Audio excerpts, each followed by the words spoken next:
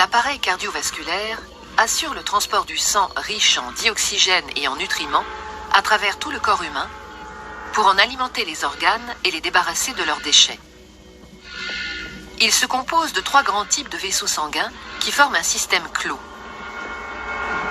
Les artères, les veines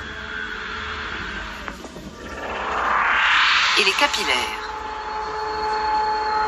Ces 3 types de vaisseaux composent un ensemble de 100 000 km de long à travers tout le corps.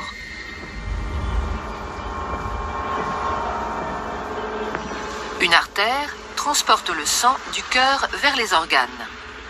Les veines, à l'inverse, le transportent des organes vers le cœur. L'artère est donc un vaisseau partant du cœur. La veine, un vaisseau arrivant au cœur.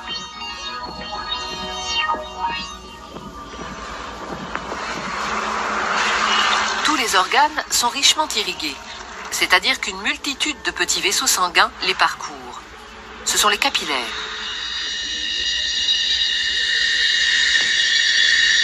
Les capillaires relient entre elles artères et veines dans les organes. C'est donc au niveau de ces vaisseaux très fins que les échanges se font entre le sang qui apporte nutriments et dioxygène et les organes qui se débarrassent du dioxyde de carbone et des autres déchets. Plus un organe est actif, plus l'apport de sang et les échanges sont importants. Les échanges ne sont possibles que parce que le sang circule en permanence dans les vaisseaux en sens unique. Il est mis en mouvement par le cœur qui fonctionne comme une pompe. Ce moteur de la circulation sanguine est un muscle creux et cloisonné. À chaque contraction, il propulse du sang dans les artères. Le cœur possède 4 cavités avec un côté droit et un côté gauche, composés chacun d'une oreillette et d'un ventricule. Le côté droit reçoit le sang pauvre en dioxygène. Le côté gauche, au contraire, le sang enrichi en dioxygène après son passage au niveau des poumons.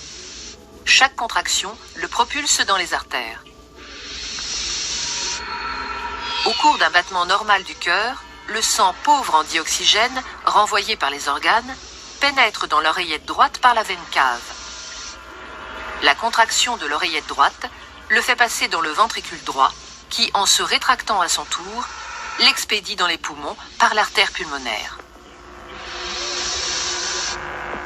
Après son passage dans les capillaires des alvéoles pulmonaires, le sang est enrichi en dioxygène et débarrassé de son dioxyde de carbone. Il revient alors dans l'oreillette gauche par les veines pulmonaires. La contraction de l'oreillette gauche le pousse dans le ventricule gauche, qui le propulse lui-même dans l'aorte pour être distribué dans les artères de l'ensemble du corps.